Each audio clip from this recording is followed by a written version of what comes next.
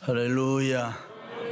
철학자 임마누엘 칸트는 그의 유명한 순수 이성 비판이라는 책에서 세 가지를 이야기했습니다. 첫째는 우리가 무엇을 할 수 있는가, 인식의 문제를 얘기했습니다. 둘째는 우리가 무엇을 해야 하는가 하는 윤리의 문제를 얘기했습니다. 그리고 마지막으로는 우리는 무엇을 소망할 수 있는가, 종교의 문제를 이야기했습니다. 다시 말해 칸트는 인식의 당위성, 윤리의 당위성, 종교의 당위성을 이야기했습니다.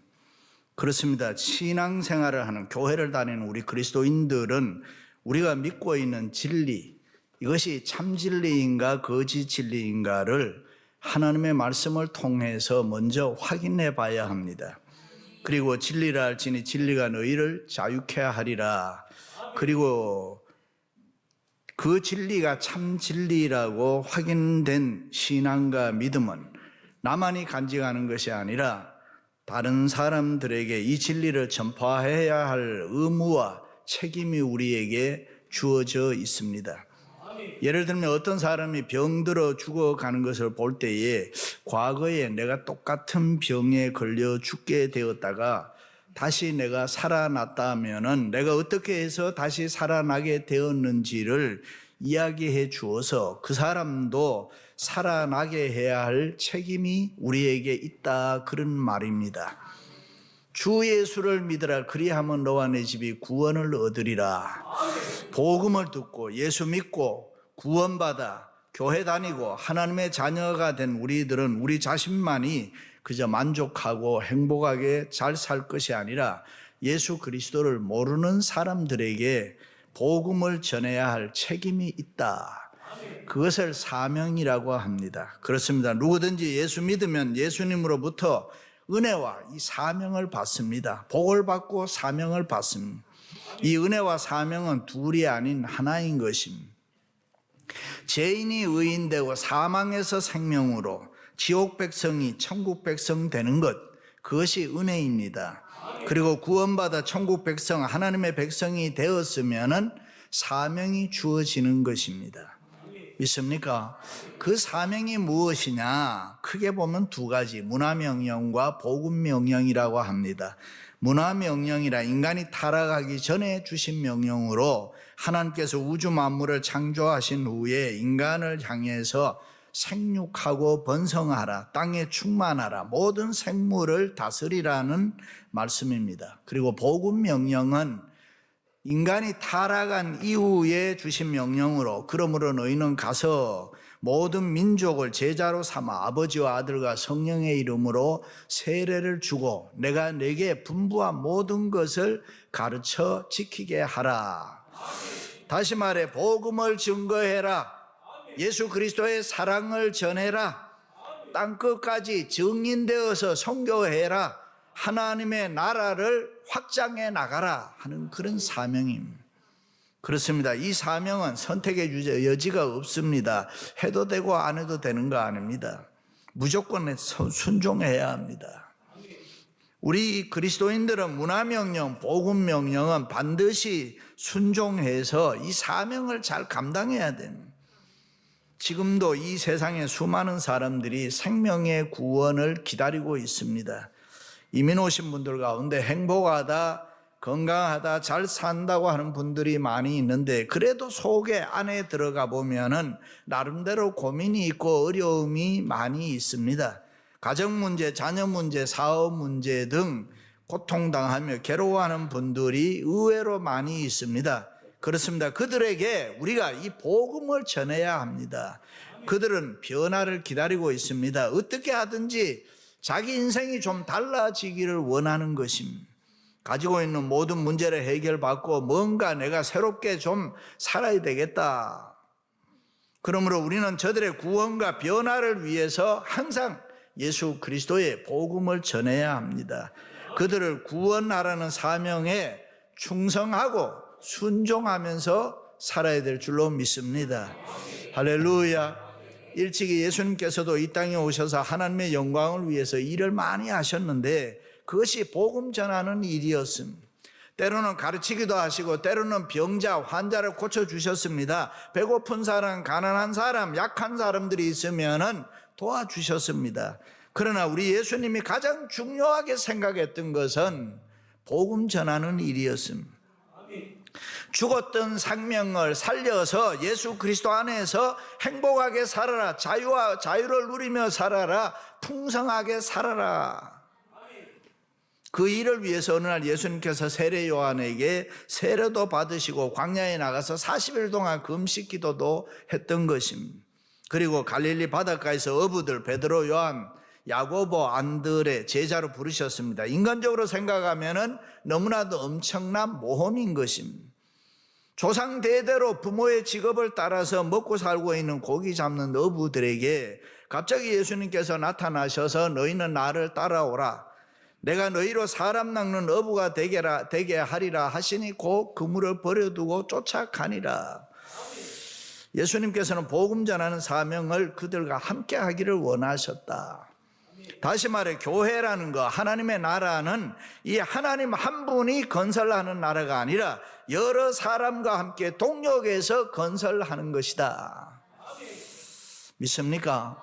보통 이 세상의 경영 방법은 10사람이 해야 될 일을 3사람 줄여서 7명이 하고 100명이 해야 될 일은 30명을 줄여서 해야 하는 것이 이윤을 남기는 합리적인 경영 방법입니다. 그러나 하나님의 나라와 교회의 일은 그런 것이 아니라 반대로 5사람이 할 수 있는 일을 10명이 서로 나누어서 하고 100명이 해야 될 일을 300명이 나누어서 하고 1000명이 해야 될 일은 5000명이 나누어서 하는 것입니다. 그러니까 할 수 있는 대로 수많은 사람들이 함께 모여서 함께 나누어서 일을 해야 된다. 그렇습니다. 우리가 믿는 예수님께서는 혼자서 모든 거 다 할 수 있는 창조자이십니다. 무엇이든지 할 수 있는 전능하신 하나님이십니다. 그럼에도 불구하고 사람들의 힘, 우리들의 힘을 빌리셨다. 우리들과 같이 여러 사람을 부르셔서 손에 손잡고 하나님의 나라 함께 건설하자 하는 것입니다. 그래서 갈릴리 어부들을 부르신 것은 하나의 샘플이 되는 것입니다. 그렇습니다. 하나님의 힘이, 하나님의 능력이 모자라서 그런 것이 아니라 많은 사람들이 다 주의 은혜 가운데 거하기를 원하고 하나님의 능력 아래 거하기를 원해서 하나님이 그렇게 하신 것입니다. 많은 사람들을 통해서 하나님의 뜻이 나타나고 많은 사람들을 향해서 하나님의 영광이 나타나기를 원하셔서 그렇게 했던 것입니다. 그렇다면 예수님께서는 왜 갈릴리 어부들을 선택하셔서 사람 낚는 어부, 제자를 삼으셨을까 하는 것입니다. 첫째, 그들은 믿을 수 있는 사람들이었습니다. 어부들은 신뢰할 수 있는 사람들입니다. 믿을 수 있는 사람들입니다. 어부들이 배를 타고 고기 잡을 때에 서로 믿지 못하면 배를 타지를 못하잖아요. 풍랑이 일고 폭풍이 불어닥칠 때에 서로 믿을 수 있어야지 되잖아요. 그렇습니다. 예수님께서는 한 지도자에게, 특별히 복음을 전하는 사람에게 가장 중요한 인격이 뭘까? 신의 믿음이라고 생각을 했습니다. 사람 낚는 어부에게 가장 중요한 것이 뭐냐? 믿을 수 있는 사람이라. 현대사회에서 가장 큰 문제는 서로 믿지 못한다는 것입니다. 이민생활 하다 보면 사람 믿다가 망한 사람들이 많이 있습니다. 그렇게 속다 보니까 아이고 나는 이제는 누구도 안 믿어, 이렇게 말하는 분들을 우리가 종종 만날 수 있습니다. 그런데 문제는 믿지 않고 이 세상을 살아갈 수가 있습니까? 믿지 않는 사람이 똑똑한 사람입니까? 그렇지 않습니다. 교회 성장하기 위해서 교회가 성장하지 못하는 이유 가운데 가장 중요한 것을 credibility gap이라 그러면 신뢰성의 차이라고 이야기합니다. 교회가 신뢰성이 없으면 서로 믿지를 못하면 결코 은혜로운 교회에 성장할 수가 없다. 교회에서 이 신뢰성, 서로를 믿을 수 없다면 우리가 잘 신앙생활을 할 수가 없다. 이민교회가 잘 싸우는 것은 서로 믿지 못한다는 거죠. 우리가 서로 믿을 때 재미있고 서로 믿을 때 교회가 은혜롭고 저절로 부흥하는 줄로 믿습니다. 우리 교회가 좋은 교회라는 것은 제가 여러분을 믿고 여러분이 저를 믿기 때문에 그런 거예요. 그래서 건강한 교회가 되고 행복한 교회인 줄로 믿습니다. 그렇습니다. 예수님께서는 하나님의 나라를 위해서 어부들을 부르신 것은 믿을 수 있었기 때문에, 특별히 사람을 낚는 어부는 무엇보다가도 믿음직스러워야 한다. 그래야 사람들이 따르게 된다 그랬습니다. 의심이 많고 믿을 수 없는 사람은 열매를 맺을 수가 없습니다. 그러므로 성도들에게는 신뢰감이 있어야 됩니다. 의심 많은 사람들은 하나님이 쓰시지도 않지만은 하나님의 은혜도 하나님의 축복도 받을 수가 없다. 중국 사람들이 제일 좋아하고 존경하는 사람들이 뜻밖에도 관운장이라는 사람, 그 증거로 여러분들이 중국집에 가보면은 관운장의 그림, 관운장의 사진이 어딘가에 걸려 있습니다. 그만큼 그 사람들은 관운장을 최고로 칩니다. 왜 관운장을 어둠으로 치느냐 하면은 사실 삼국지를 읽어보면은 주인공은 유비입니다. 칼도 못 쓰고 재능도 없고 싸움도 할 줄 모르고, 그렇지만 온 천하의 민심을 움켜잡은 유비가 삼국지의 가장 중요한 핵심입니다. 그런데 중국 사람들은 이 유비를 좋아하는 것이 아니라 이상하게도 관운장을 좋아하고 존경합니다. 왜 그렇습니까? 그것은 의리 때문입니다. 시인의 로열티 때문입니다. 관운장이 조조의 포로가 되어 있으면서도 자기 형이 나타나면 언제든지 돌아가기로 약속을 하고 조조가 준 모든 유혹을 다 뿌리치고 드디어 10개의 관문을 통과해서 형을 찾아가는 그 의리를 최고로 칩니다. 그럼 여기서 우리 한국 사람들이 최고로 여기는 것은 무엇일까? 여러분 생각해 보셨어요? 그것은 의외로 한국 사람들은 제주를 최고로 칩니다. 한반도에 살면서 여러 가지 아픔을 겪고 혼란기에 가지게 된 참으로 약삭빠른 좋지 않는 습관입니다. 아주 비기독교적이고 아주 비신앙적인 것입니다. 그러므로 제주라는 것, 재간이라는 것, 약삭빠른 것, 이런 것이 우리의 것이 되면 절대로 안 되는 것입니다. 우스갯말로 불법 체류자가 중국타운에 들어가면 찾지를 못한다는 거래요. 그런데 한국 사람들 오히려 협박하고 고발한다고 하잖아요. 너무 부끄러운 이야기입니다. 그렇습니다. 우리는 변해야 합니다. 믿을 수 있는 사람, 신의 있는 사람, 신뢰할 만한 사람으로 변해야 될 줄로 믿습니다. 남편들은 아내 보기에 믿음직스러운 사람이 돼야 됩니다. 어떤 집사님, 목사님 찾아와서 자기 남편이 믿을 수 없는 사람이라고, 호랑말코 같은 사람이라고 막 떠들었습니다. 가만히 듣고 있던 목사님이 그런 사람과 어떻게 삽니까? 이혼하세요. 그랬더니 이 여집사님이 정색을 하면서 목사님 어떻게 이혼하라고 합니까? 싸우니까 이혼하라고 한 겁니다. 이 여집사님 하는 말이 살려고 싸우는 거예요. 화를 내면서 벌떡 일어나 나가더랍니다. 그 뒷모습을 보고 목사님 미친년, 털 많은 동물들은 본능적으로 이 불을 싫어한다고 해요. 그럴 수밖에 없는 것이 털이 불이 붙으면 그대로 타 죽기 때문에. 그런데 우리가 가끔 보면 서커스 묘기에서 보면 털 많은 사자가 그 불구덩이를 향해서 뛰어나가는 걸 볼 수 있습니다. 사람들은 그것이 오랜 훈련을 통해서 그렇게 됐다, 그렇게 압니다. 그런데 조련사들의 말을 들어보면 절대로 그런 게 아니라는, 아무리 훈련을 시켜도 동물은 불을 향해 돌진할 수 없다는 거예요. 불을 피해서 도망을 가지. 그런데 그런 동물들은 불을 향해서 뛸 수 있는 게, 뛸 수 있도록 만드는 게 무엇일까? 그것이 바로 주인에 대한 믿음 때문이라는. 사자는 불을 향해서 묘기를 부리기 전에, 뛰어가기 전에 반드시 주인의 눈을 바라본다는 거예요. 그 주인의 눈을 바라보고 주인이 오케이 사인을 하면은 믿고 뛴다는 거예요, 그냥. 그렇습니다. 믿음이라는 것은 우리의 본능을 이기게 하는 힘이 있습니다.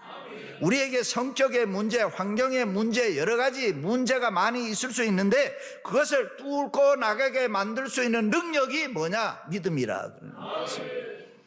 우리의 실력을 뛰어넘게 만드는 게 뭐냐? 믿음이라는 거예요. 그 믿음이 있어야 교회 생활도 재미있고, 그 믿음이 있어야 전도도 열심히 하고, 그 믿음이 있어야 선교도 할 수가 있고, 그 믿음이 있어야 다른 사람 도와줄 수도 있고. 할렐루야. 열심히 돈 버는 사람, 이 전도하는데도요, 믿음으로 해야 되지 철학적으로 하면 안 되는 거예요.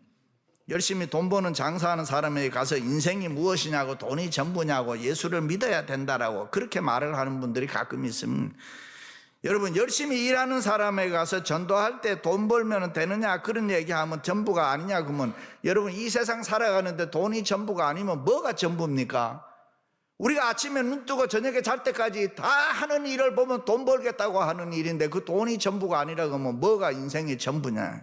그런 사람들에게 그렇게 말을 하면은 거부감만 느끼는. 그래서 전도를 할 때는 믿음을 가지고 돈 많이 버는 사람에게는 돈 많이 버세요. 돈 많이 벌어 부자 되세요. 그리고 예수를 믿으세요. 예수를 믿으면 참 좋습니다. 돈도 많고 예수도 잘 믿으면 인생 최고입니다. 할렐루야. 그렇게 말을 설득력 있게 해줘야 됩니다. 사랑하는 성도 여러분, 믿을 수 있는 사람들이 되시기를 주님의 이름으로 축원합니다. 두 번째, 그들은 순수한 사람들이었습니다. 어떤 사람을 우리가 순수하다고 합니까? 남에게 가르침을 받을 수 있는 사람. 가르침을 받을 수 있는 사람을 통상 우리는 마음이 착한 사람이라 그렇게. 그래서 어부들은 예수님께서 부르실 때에 그냥 따랐다. 계산하고 따른 거 아닙니다. 조건 달고 따른 거 아닙니다. 많이 배우지는 못했지만은 순수해서 그냥 예수님이 하라는 대로 했다. 기독교는, 교회는 생명 주는 곳입니다. 병든 영혼이 치료받는 곳이고 사람의 성품을 변화시키는 것이 교회입니다.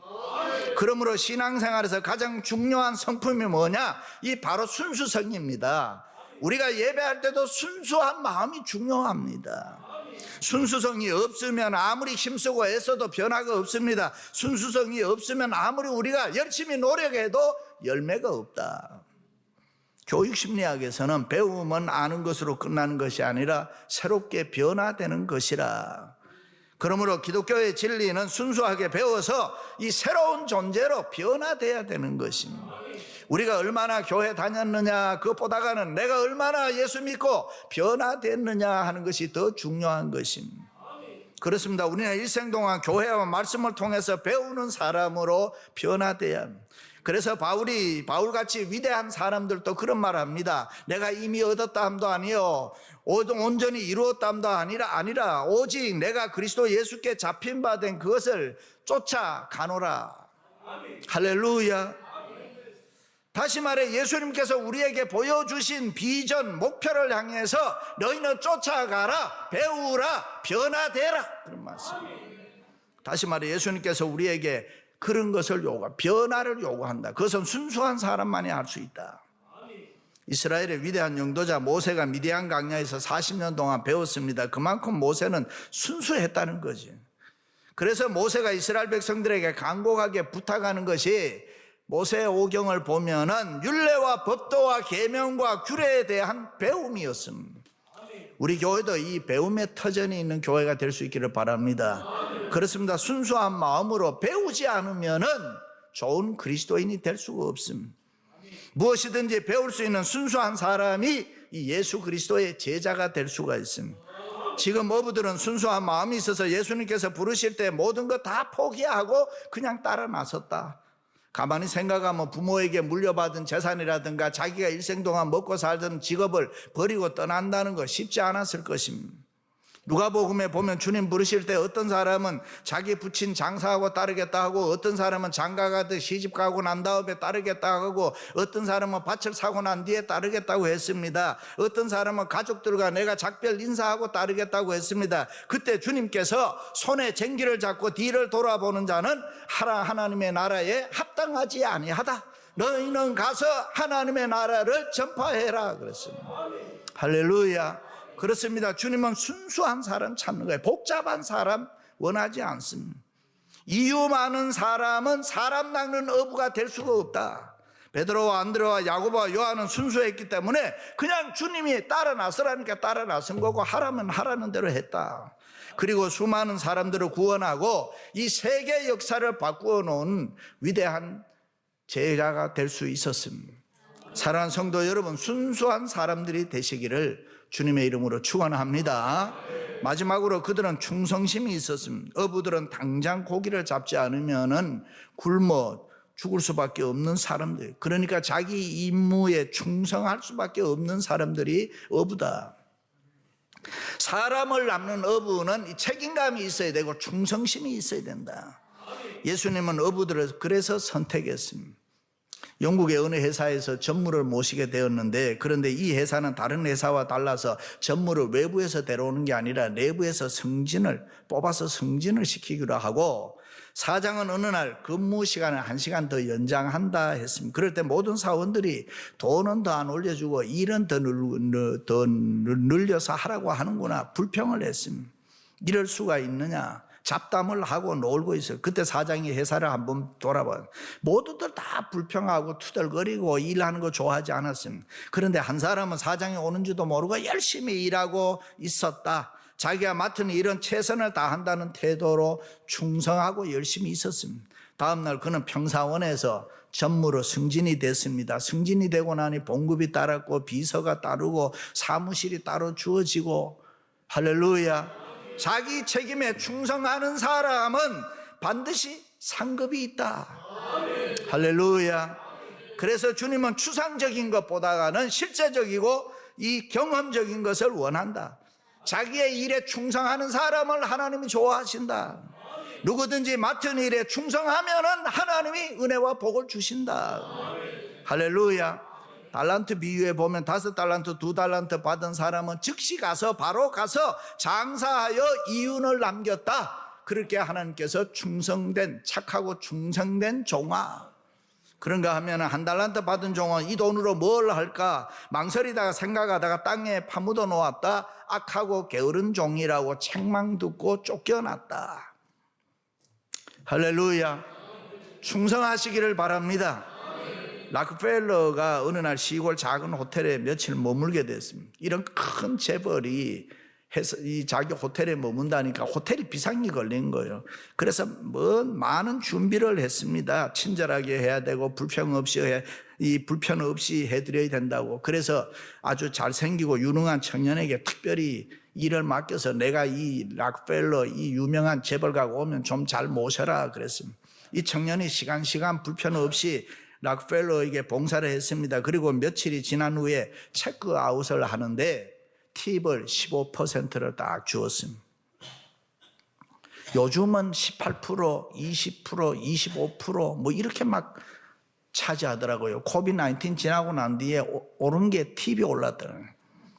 Anyway, 그리고 돌아섰는데 이 청년이 등 뒤에서 불평을 했습니다. 아니 세계적인 재벌이 째째하게 이 팁을 15% 주냐. 팁이 적다고 불평한 거죠. 이것을 락펠러가 가다가 들었습니다. 다시 돌아와서 청년의 어깨를 두드리면서 하는 말이, 이 사람아, 정당한 팁을 받으면 너는 당당한 거야. 그러나 내가 너에게 더 많이 팁을 주면 너는 구제받는 거지가 되는 거야. 그리고 너가 하도 정직하고 진실해서 내가 회사에 가면은 특별히 너를 특채해서 내 회사에 데려올까 했는데 그만두어라. 그렇습니다. 충성이라는 거는 아무도 바라는 것이 없이, 아무것도 바라는 마음이 없이 해야 그게 충성이라. 작은 일에 충성했을 때 큰 일을 맡긴다는 이야기입니다. 진실하고 온전한 충성 다 할 때에 거기에 기쁨이 있고 축복을 누리게 된다. 충성은 지식이 아닙니다. 충성은 말이 아닙니다. 충성은 말없이 행동으로 하는 것이라. 그렇습니다. 하나님은 언제 어디에서나 충성하는 자를 살피사 자신의 일을 맡기고 허락된 모든 복을 베풀어 주신다. 할렐루야. 바울은 이 일을 위해서 자기는 목숨까지도 아끼지 아니한다. 충성을 이야기했습니다.